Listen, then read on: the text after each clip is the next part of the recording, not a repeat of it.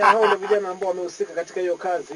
Kaka brother, karibu sana katika studio zetu. Nashukuru sana bro, asante. Mambo vipi? Poa, nashukuru Mungu. Tuanze kwa introduction, unajulikana kama nani, alafu unatokezea maeneo gani basi? Mimi naitwa Teto Ole Tutuma. Teto Ole Tutuma. Ndio. Wewe ni mtu ambaye unapenda kututuma sana. Kututuma tena ndio kufanya nini? Ndio nashangaa. Haya basi ushasema, ila napenda kututuma, whatever that is, na mambo mengine mengi, hususan sana usanii na kueneza ujumbe na mambo aswa yanayostahili katika jamii. Katika jamii. Ndio. Nasema katika muziki unajulikana kama nani? Teto Ole Tutuma. Hayo ndio jina lako la kisanii. Hayo ndio majina yangu ya kuzaliwa, kisha kisanii. ndo natumia kwa usanii. Muziki ulianza mwaka upi na ni kipi ambacho kilikushawishi ukaamua kuingia katika game? Ndo nijibu swali hilo, sijamalizia swali la kwanza. Ulisema natoka Nairobi, majamani nimeshiriki na wao wanatoka huko Nairobi. Mimi natoka Kajiado County. Umetoka Kajiado. Hivi jana kulikuwa na masuala mengi ya kisiasa kule, basi ilikuwa ndio kwetu sasa kule. Kajiado North constituency yangu ile. Kwa hivyo wewe si mkazi wa Nairobi. Kazi tu ndio unafanya. Kazi ndio unafanya swali la mwaka nilioanza usanii. Nilianza usanii mwaka wa 1999. Wajua, wakati ambapo nilikuwa nimemaliza form 4. Na wakati ule nilijishirikisha sana na sanaa tofauti, theater pamoja na muziki. Na mwaka wa 2006 ndio niliweza kutokea kabisa kwenye mainstream na nikaweza kuwa finalist kwenye project fulani ya Alliance Française hapa Nairobi, inaitwa Spotlight on Kenya Music, ambapo walikuwa wanachukua wasanii wanaotoka katika ambao muziki yao ina kiasilia ya Kiafrika, alafu sasa wakaipromote na wakafanya compilation album. Na pale ndio nilijua hakika kwamba kumbe naweza pia kufanya muziki katika lugha yangu ya kuzaliwa, yani Kimasai. Manake wakati wa 99 tulikuwa tunafanya hip hop na mambo kama hayo. Labda ni kipi ambacho mbali na kwamba uliweza kuchaguliwa kuwa katika ile shindano ambalo ulishiriki, ni kipi ambacho kingine kilikufanya ukaamua kwamba utajiingiza katika masuala ya usanii na hususan kama mwanamuziki? Jamii ambayo nimetoka ina masuala mengi ambayo nyingi hutokana na kutofahamu, nyingi inatokana na kutoelewa. Na katika maandiko Biblia inasema kwamba pasipo na hekima watu huangamia. Kwa hivyo mbali na kupata nafasi hii ya kusimama kwenye stage na kufanya mambo, nilisikia pia ni jukumu nililo nalo kwa community yangu ama pale nilikotoka, kuweza pia kuwazungumzia hawa mtazamo wangu wa maisha na mambo ambayo tunapitia kama jamii, ambayo kidogo tukibadilisha kulingana na ile information ama masuala vile tunavyotambua, tunaweza tukasonga mbele kama jamii. Na hiyo ndio inanipa msukumo zaidi hata kwa sasa. Tuzungumzie zile kazi ambazo umeweza kujishirikisha, ama kazi umeweza kutoa huko na album, bali na zile ambazo umepiga collab na watu kadhaa huko na album yako. Nina album ndio. Na album ambayo nime-release mwaka huu. Wajua muziki kidogo ni tofauti, genre hii tunafanya, Afrofusion hii ni tofauti kidogo, so inachukua muda, manake lazima uandike. Nacheza gitaa, so natunga na gitaa hii, tena narudi na majamani na bendi, tunafanya mazoezi, kisha tunapeleka kwenye stage, tuna experiment na watu, wimbo huu utapokelewa vipi, alafu kisha ndio baadaye tuna record. So mwaka huu ndio tumeweza kutoa album ya kwanza ambayo inaitwa No Simai.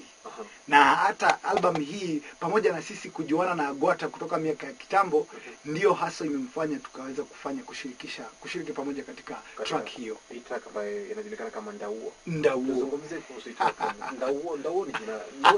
Wakati ambapo nilikuwa katika shule ya sekondari, watu ambao walikuwa wanatoka katika sehemu ya walikuwa na asili ya Kimasai, tulikuwa wanaita Mandauo. Naona hiyo sura yako ilikuwa na kitu chiki, unauliza Ndauo ina maana gani, lakini kwa sura naona ni chiki, unajua kitu. Ndio sasa, hebu tueleze.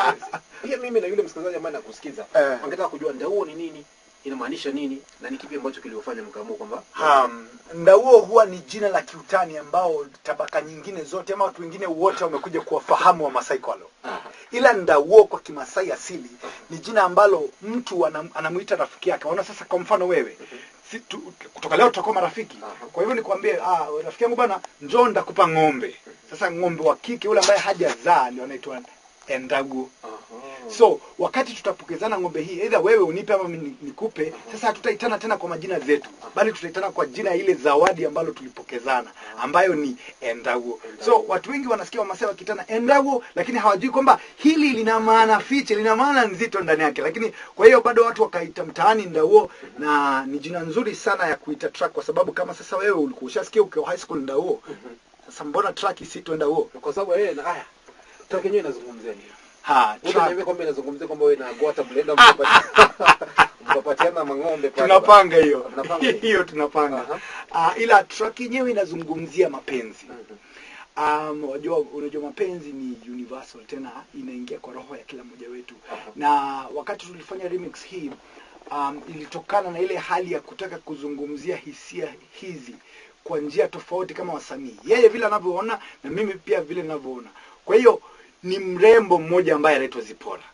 Kisha Zipora, kuna majamaa wengi wanamtaka mtaani. Lakini sasa Zipora, kwa bahati nzuri au mbaya, yeye amemzimia Ndauo. Kwa hiyo sasa Agwata pale kwenye lyrics zake anaambia majamaa, bwana hapa kidogo, hapa mwana si wako. Anaenda sasa anazungumzia kwa roho yake haswa mtazamo wake na ufahamu wake wa mapenzi ni nini, na hapo ndio lyrics za kwangu zinaingia.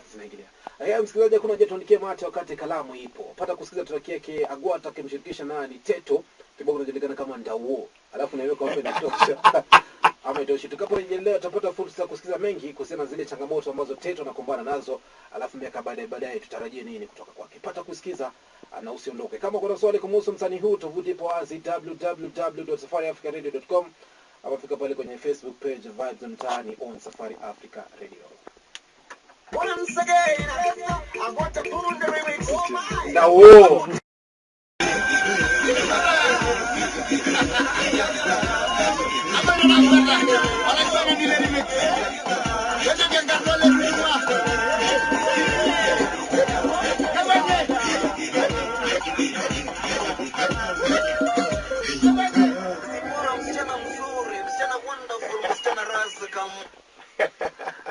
Mzaji ndio kibao kinajulikana kama Ndauo chake Agwata na jamaa ambaye anajulikana kama Teto, ambaye kwa bahati nzuri kabisa tuko naye leo ndani katika studio zetu. Hiyo track, hebu ngoja, hiyo track nasikia kama ni track ambayo nimekubali. Lakini kipi ambacho kilifanya kama mkamua kwamba mwezi unda instrumental tofauti? Mkamua lazima mwende hizo instrumental sasa hiyo ngoma. Wajua Agwata kidogo anafanya remix pekee. Na nilimuuliza hiyo pia kwangu, manake nilimwambia kidogo si watu watasema inakuwa vipi basi hamwezi kubuni, hamna nguvu za kutosha kubuni kivyenu. Lakini alinipa sababu zake ambazo kwa hakika pia zimemwezesha kufika mahali aliko na kujisatiti kama msanii. Na kwangu pia sikuwa na budi kumheshimu kama msanii, na nikaamua pia mimi kushiriki na pia nitoke katika ile hali niko, kwa kuwa nyimbo zote mimi nimezibuni kutoka mwanzo. Kwa hiyo nikaona hata hivyo tunaweza fanya tu. Lakini pia tulitaka sana, wajua ni remix, na tulitaka ku ride na hiyo instrumental. Na ni instrumental nzuri ile. Naikubali pia mimi. Labda nitaka kujua sasa zile kwa game, unajua kwa game katika chochote kile ambacho mtu anafanya, iwe ni shughuli ya udaktari, iwe ni shughuli ya walimu, lazima kuna zile changamoto ambazo unakumbana nazo. Labda kama msanii, changamoto zipi ambazo unakumbana nazo na ni vipi ambavyo unajaribu kuepukana nazo? Changamoto ya kwanza kabisa, unajua sasa imekuwa ni kama cliché. Changamoto labda mimi ningeweza kusema ni kwamba sina masaa za kutosha kwa siku kuweza kufanya zile mambo ambayo nahitaji kufanya. Kwa sababu kama ni studio, yaweza kuwa sio rahisi sana kupata nafasi ya kurekodi kwenye studio. Lakini nikajisukuma na kujisumbua vile inavyofaa, nitajipata studio, nitajipata nimerekodi. Vile vile pia katika ile hali ya kubuni, bila kupata nafasi nzuri ya kukaa chini labda na karatasi changu niweze kuandika pale, ama nikae na gitaa yangu pale, labda hiyo ndio naweza sema changamoto, kwa sababu tunahitaji kuishi kila siku na ninahitaji kutafutia watoto mkate. So kidogo kitambo muziki ije iweze kunipa kabisa, hiyo ndio changamoto ninayo, kwa sababu yale masaa nilionayo kwa siku na yagawanya katikati ya kufanya usanii na katikati na pia kufanya ile 9 to 5. Kuna kitu ambaye anajulikana kama Linda na tusikiliza akiwa maeneo ya Germany.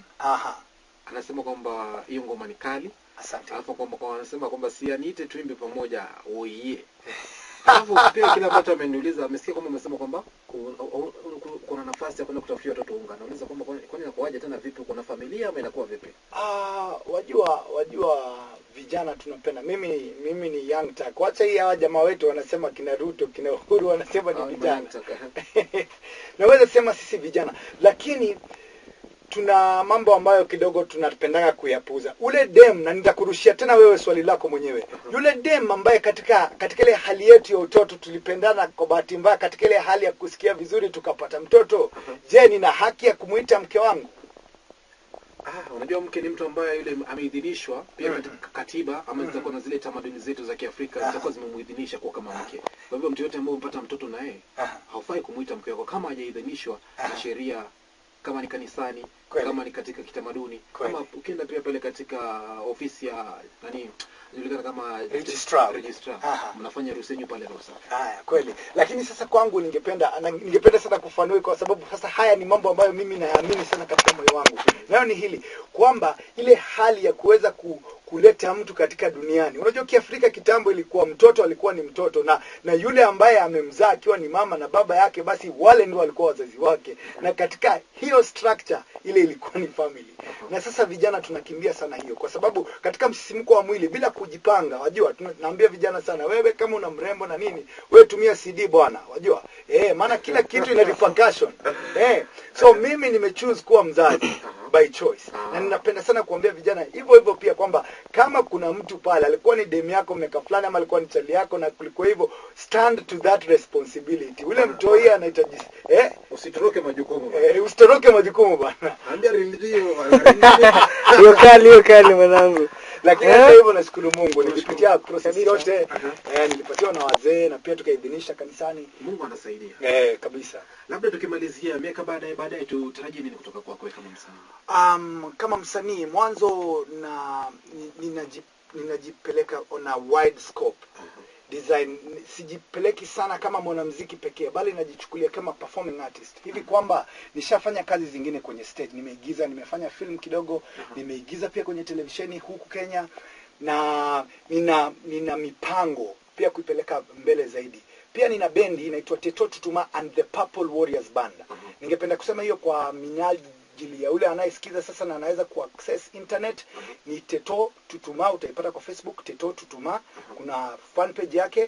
Na pia ukienda kwa Reverb Nation ukisearch Teto Tutuma one word, utapata pale bendi ambayo sasa kenye tunafanya, ninapeleka hadithi za Kimasai kupitia muziki ulio live. Nacheza acoustic guitar, niko na ndugu mmoja anacheza soft African percussion, na ndugu mwingine anacheza bass, na niko na backup vocalist mmoja. Tunaeleza hadithi za Kimasai. Kwa mimi mwenyewe naigiza na ninasimulia hadithi.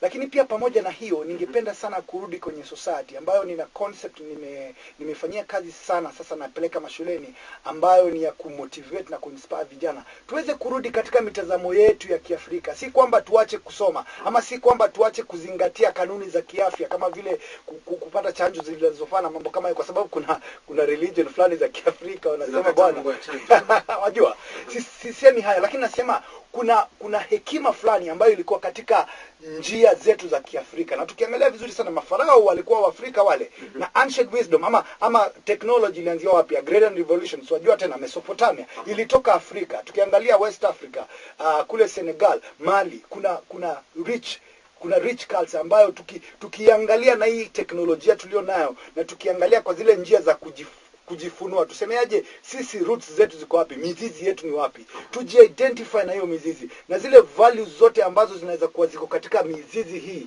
tuweze kutia changamoto. Hakika tutabadilisha nafasi zetu, na pia tutabadilisha mtazamo wa ulimwengu kwetu sisi. Chochote tunachohitaji katika dunia hii, na ningependa vijana wajue, chochote ambacho tunadhani tunahitaji kama msaada kijamii, tunahitaji kama msaada kisaikolojia, tunahitaji kama msaada kiuchumi, hapa kwetu Afrika, tusitafute mbali, iko ndani ya kila mmoja wetu. Kwa kuwa kila mmoja wetu ameumbwa kivyake. Fingerprint yako bwana ni yako peke yako. Tena rangi ya macho yako ni yako peke yako, na wala hakujawahi kuwa na tangu miaka bilioni 7 zimepita, na kwa hiyo population ya watu, hiyo namba bado hakutawahi kuwa, na hakuna mwingine kama wewe. Kwa hiyo inamaanisha kwamba kuna kitu ndani yako ambayo ni ya kipekee, na wakati utatambua hiyo na uelekeze katika channel fulani, hakika utaibuka. Na kwa channel yangu ni usanii, Usanii. na nafasi kama hii ya kuzungumza na mtu kama wewe ambaye utanipa nafasi hiyo na kunisikiza, na mwingine yeyote ambaye hakika anataka kujua, je, kwa nini mimi niko hapa? Haya, msikilizaji, si maneno yangu bali maneno ya msanii ambaye anajulikana kama Teto, msanii ambaye ameibuka kuwa msanii ama baadhi ya wale ambao wameamua kwamba watatumia tamaduni na kuhakikisha kwamba ile information imeweza kufikia wewe kama msikilizaji, na pia wewe kama Mkenya, na pia kama mtu ambaye unatoka Afrika Mashariki, na pia wewe mtu kama mtu ambaye unatoka dunia nzima kwa ujumla. Teto, nasema shukrani sana kutoka familia mzima ya Vibes Mtaani katika safari ya Africa Radio. Nasema shukrani sana na tunakutakia kila laheri katika game yako. Pia kwangu nimeheshimika sana kuwa mahali hapa. Na labda kama utaniruhusu tu, labda tena ningependa kupeana hiyo pale Facebook, Teto Tutuma. Ukinisearch pale utapata, utaona jamaa na gitaa pale. Pia Reverb Nation, MySpace, kule utapata kabisa. Tuchat, unipe mawazo yako, nitakupa vyangu. Alafu na huyo dada umeniambia anaitwa nani? Anajulikana kama Linda. Linda. Mwambie anitafute pale Facebook na aseme pale tumesikizana. Linda, najua unanisikiza sasa, ndio hiyo maneno wewe nipate pale, alafu tuongee, yote yawezekana, wajua.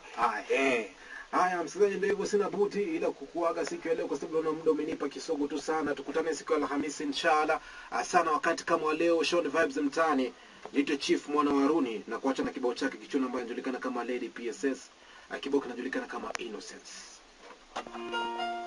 Inaitwa Innocence ama Star? Alichange? Innocence. Ngoma ni kali Sana. hii. Ngoma zako ndio ziko hapa.